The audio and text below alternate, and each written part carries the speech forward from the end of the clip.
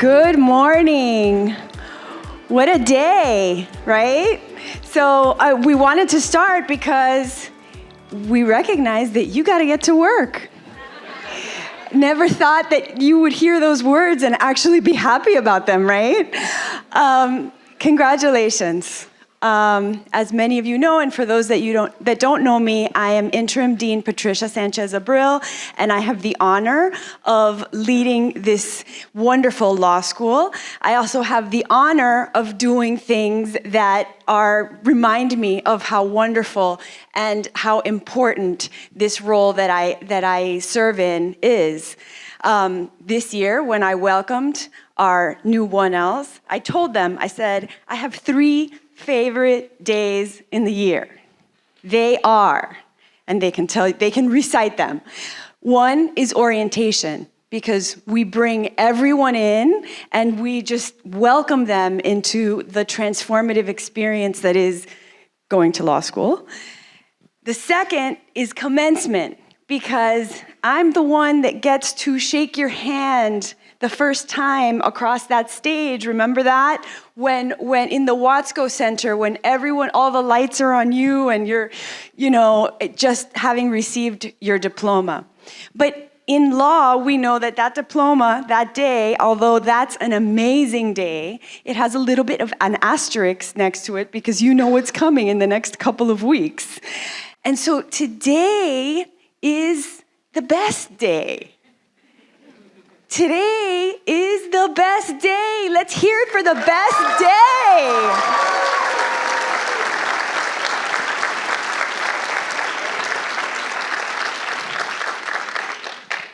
You did this. You did this. This is about you. You are at the summit of the mountain. And although it is about you, and your career will be about you, I want to take a moment, a very important moment, to call to mind the gratitude that we all have for the entire village that brought you here. Whether they're in this room, and welcome to all of you family and friends and partners that are in this room, whether they are an elementary teacher that challenged you on how to write, the friend that, you told for the very first time, I'm thinking of maybe law school. That might have been when you were 5. That might have been, after college. Whenever that was, I want you to bring to mind the gratitude that you have for all of those people. That moment maybe that you first told your parents or your partner, what do you think about law school? You think I could succeed there? And all of the support in every way, financial, emotional, moral, spiritual, all of that support that you got to be here. Being a lawyer isn't easy, and you're going to be drawing on your village continuously in that. So remembering them and being grateful and celebrating them every day is a really big deal. And to the parents and partners and friends and abuelos and abuelas that are here today, congratulations to you too. This is a very, very important moment in which your students, your graduates, take the oath. Y para ustedes que me oyen en español, también muchísimas gracias por estar aquí. Felicidades. Esto ha sido un gran reto y un gran éxito para todos los nuevos abogados que tenemos aquí. Así que big round of applause to the parents and support networks here.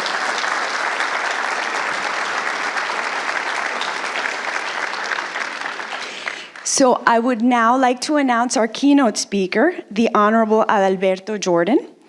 Judge Jordan was confirmed by the U.S. Senate in February of 2012 to the 11th U.S. Circuit Court of Appeals in Atlanta. Prior to that, he was a U.S. District Court judge for the Southern District of Florida since 1999, and before that, Judge Jordan was an assistant U.S. attorney for the Southern District of Florida. While at the U.S. Attorney's Office, he was chief of the Appellate Division and counsel on legal policy from 1998 to 1999. From 1988 to 1989, Judge Jordan was a law clerk to the Honorable Sandra Day O'Connor for the United States Supreme Court. He received his JD summa cum laude from the University of Miami in 1987 after graduating magna cum laude from the University of Miami with a BA in Politics and Public Affairs. He's also one of our adjunct professors and a wonderful, wonderful friend of the school and mentor to our students. So welcome, Judge Jordan. Like Dina Brill said, this is a very happy day. You know, when you started school approximately 3 years ago, you might have had in the back of your mind some of the difficult moments you'd encounter. New surroundings, new teachers, new challenges, exams only once a semester. And you probably thought in the back of your minds too about where it would all culminate, and the dreaded experience of having to take the bar, whatever bar you chose to take. I remember when I started in law school here, what seems like eons ago in 1984, the bar was just something off in the distant future. Nobody really thought about it, cared about it. But as third year began, as 3L year began, you started realizing that there was this ominous monster coming up soon, right? And that is an experience really like no other. You know, it's a one-time, zero-sum game, right? There are no conciliation prizes for maybe getting close to passing. So all of you deserve a huge round of applause, not only for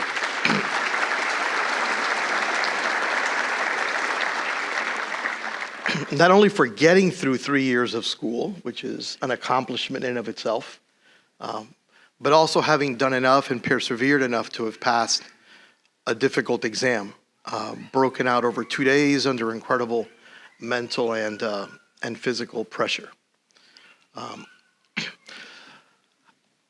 As Dina Brill said, you guys have things to go to, maybe some work, maybe some celebrations, maybe some just rest.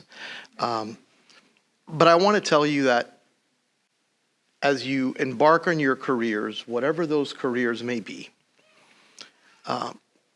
there are two things that I hope you keep in mind. If I tell you more of them, you'll forget them. But maybe if I tell you two, you might remember one. The first is that your name and your reputation matter almost as much, if not more, than anything else. Miami is a big city, but it is, as you will soon come to learn, it is a relatively small legal market in terms of who knows whom. And once your name sort of gets dirtied, right? Once your reputation gets besmirched, it's really hard to come back from it. And the reason is, as a practical matter, that you may not know what's going on behind your back about your reputation. Because people aren't going to tell you to your face, but they'll tell others.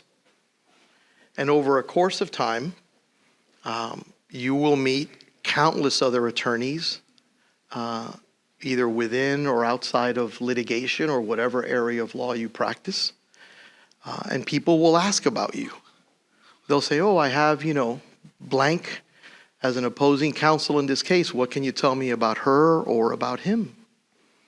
And people will be brutally honest. They will ask about you and your reputation and how sound you are when you apply for jobs.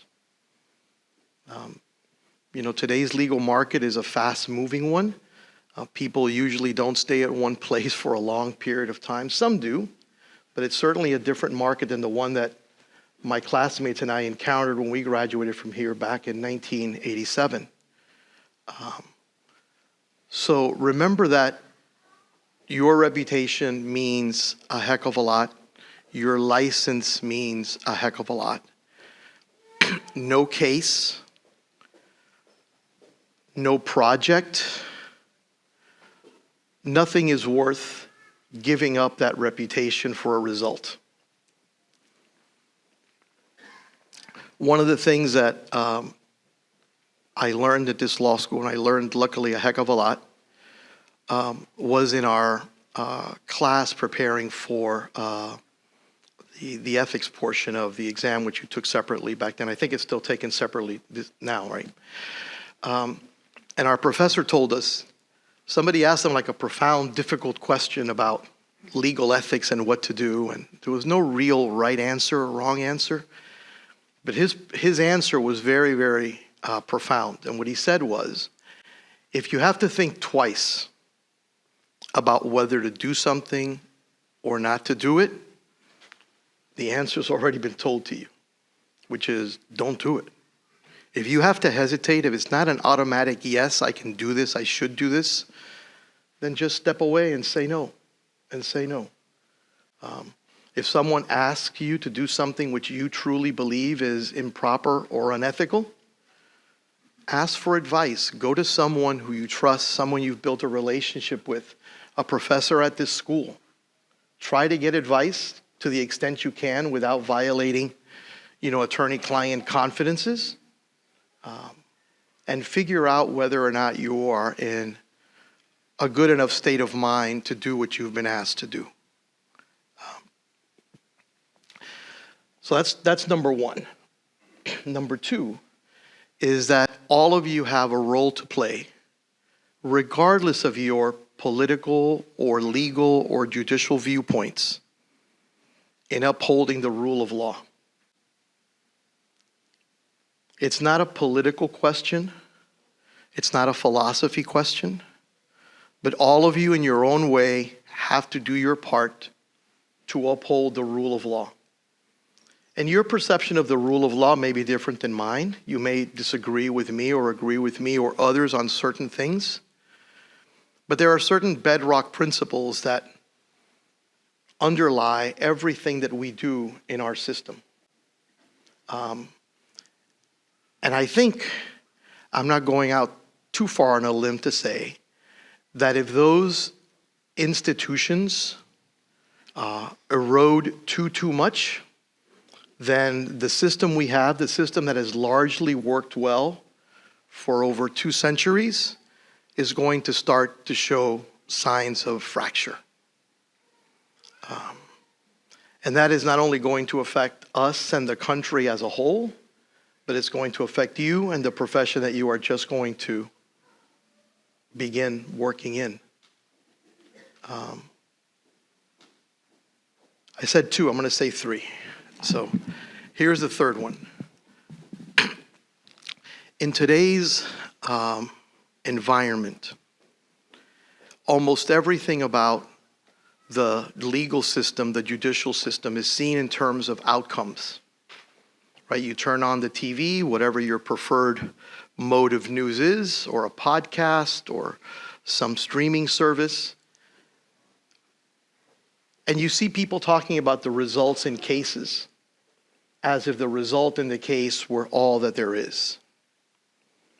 And so my third suggestion to you is that you do what your 3 years of education have prepared you to do, and that is to look beyond just the result in a case.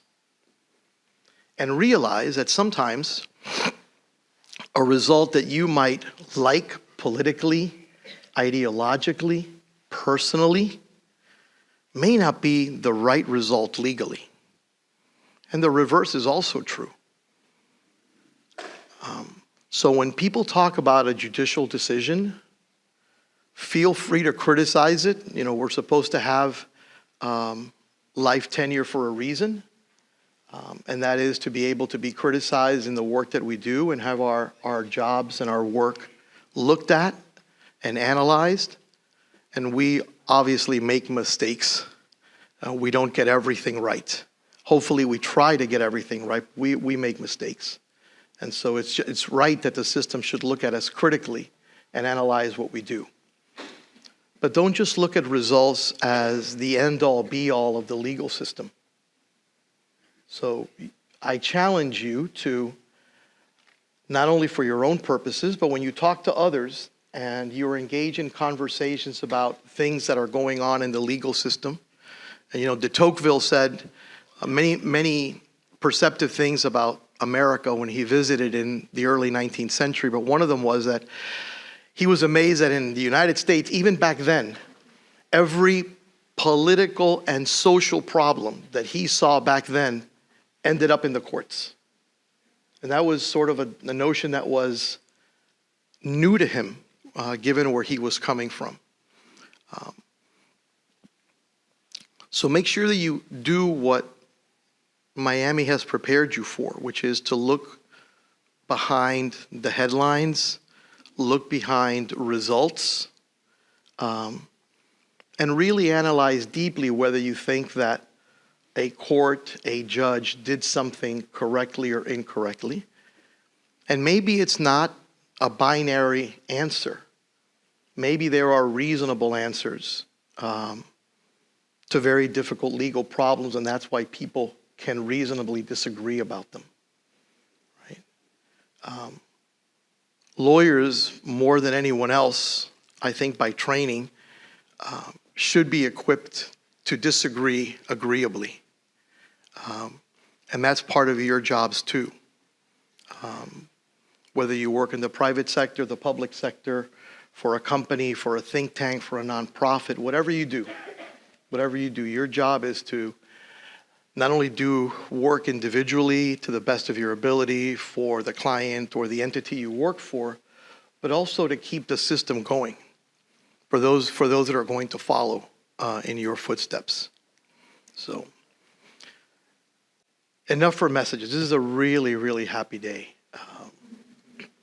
And I know that all of us are very, very proud. I was talking to Dina Brill before we started, and we were talking about the fact that the bar passage rate of your class was the highest it's been since 2009. So.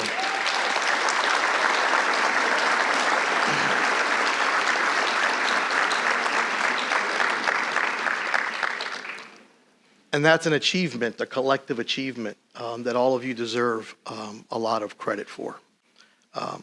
So I hope that you'll have a big smile on your face when we go through the oath, okay? And I hope you have a wonderful, wonderful rest of your day. Enjoy it, and long, long and happy careers. Okay, stand.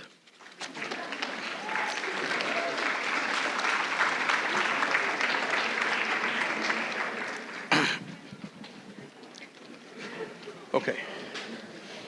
All right. I've sworn in a lot of people over the years, and I will tell you that the Florida bar oath is the longest I've ever seen. But although it's long, it has some very, very profound statements in it, lost somewhere in the 6 or 7 paragraphs.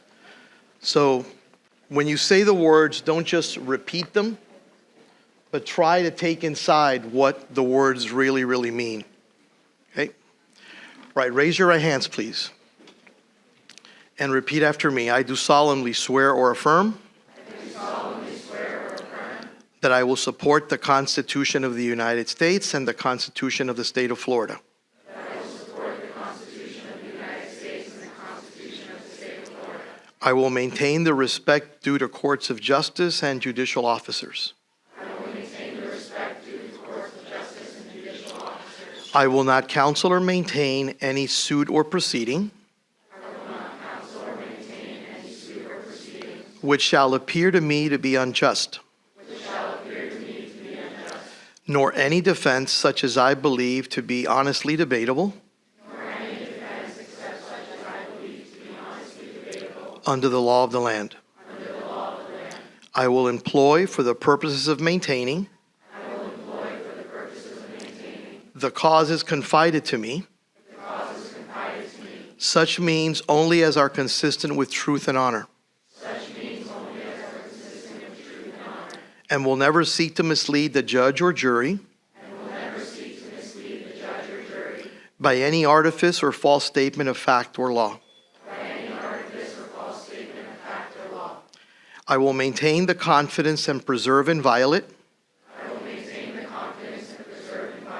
the secrets of my clients, and will accept no compensation in connection with their business except from them or with their knowledge and approval. To opposing parties and their counsel, I pledge fairness, integrity, and civility, not only in court, but also in all written and oral communications. I will abstain from all offensive personality and advance no fact prejudicial to the honor or reputation of a party or witness, unless required by the justice of the cause with which I am charged. I will never reject from any consideration personal to myself the cause of the defenseless or oppressed, or delay anyone's cause for lucre or malice. So help me God. Congratulations.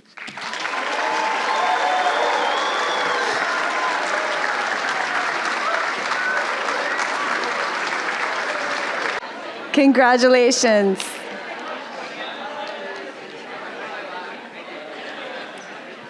I now have the honor of introducing Harut Samra.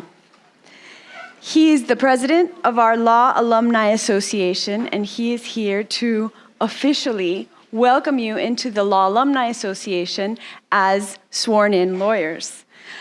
Harut is a triple cane, having earned his undergraduate degree in 2005, an MBA from the business school in 2008, and his JD in 2009. He's a board-certified specialist in international law and focuses his practice on international dispute resolution, arbitration matters, including international civil litigation in U.S. courts. He's represented clients from both public and private sectors, including foreign governments, public officials, and clients from a variety of industries. He serves as a member of the Florida Supreme Court Judicial Nominating Commission by appointment of Governor Ron DeSantis. Welcome, Harut Samra.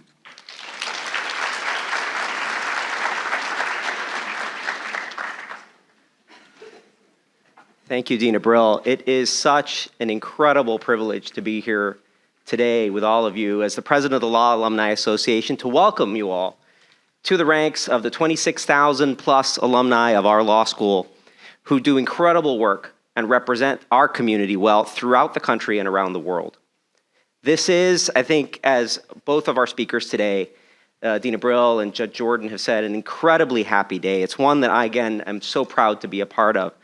It's actually sort of been a really happy week for those of you who've been following. I mean, we beat the Gators on Saturday, right? That was a good start to the week. And so you spend the whole weekend smiling as a result, right? And then Monday comes along and we get the incredible news. And I was so pleased to see, as Judge Jordan said to all of you, that you all set the bar for the coming classes of this law school's graduates. The number of graduates who took and passed the bar exam this year exceeded the number who have done it at any point over the last 16 years. So congratulations again to all of you. And I was a member of that class of 2009, so you beat our record. Congratulations. I think that, to me, is something that is absolutely worth celebrating. It is the culmination of a lot of work that's happened by all of you, by our administration and faculty, and I want to thank all of them for the incredible work that they have done with all of you, and that they do every day with the succeeding classes here at the law school. So another round of applause for all of them.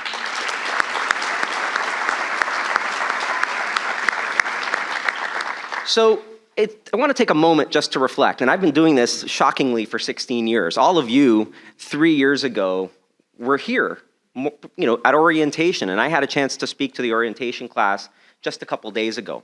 And you thought, looking forward, that this would be the goal, right? This is where you were working towards. This is what in many respects is the culmination of the last several years of incredible work that you all have done. And while that is true, it is the culmination of this work that you have all put in and countless hours even over the last few months.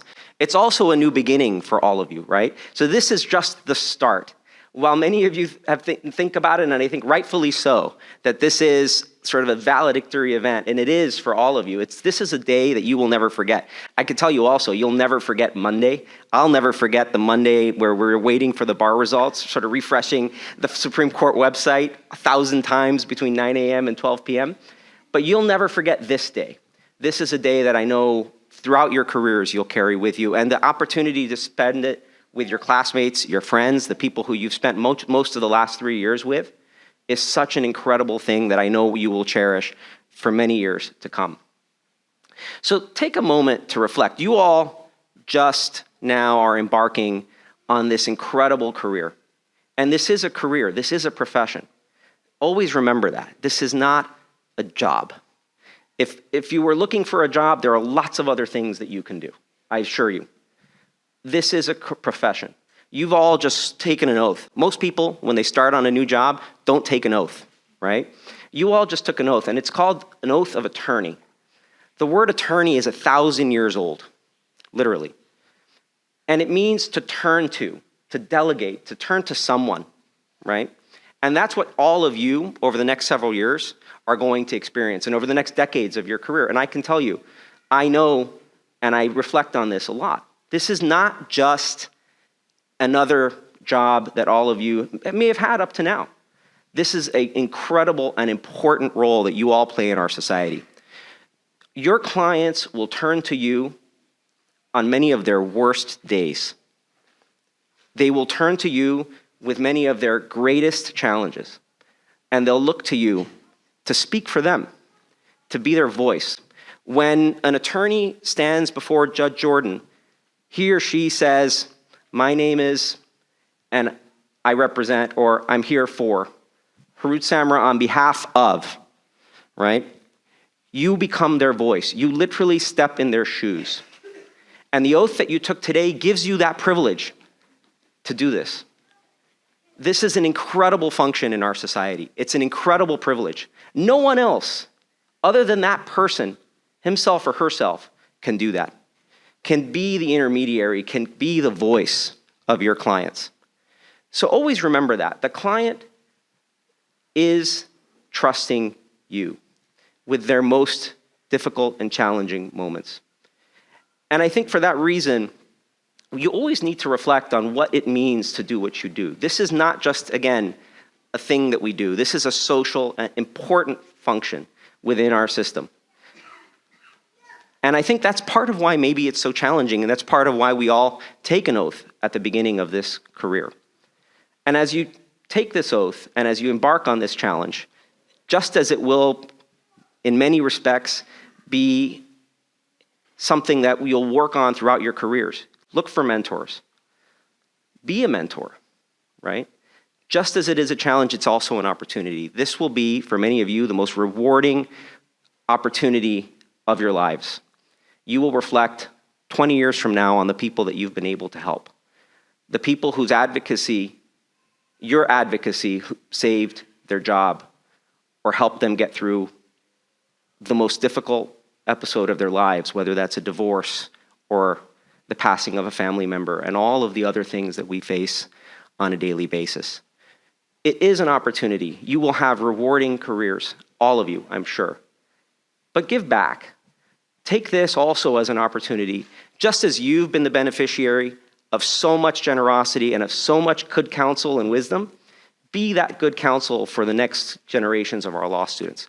So that's my challenge to you. As you go through your careers, look for those kinds of opportunities. And I look forward over the next several years to be co-counsel with many of you, maybe opposing counsel with many of you. I know that given what you've all just been through and the 3 years of education that we've gone through here at the law school and all of the values that have been instilled in you, you will model what you've all just sworn to do. So again, congratulations, thank you, and remember to pay it forward. Thanks, everyone. Thank you.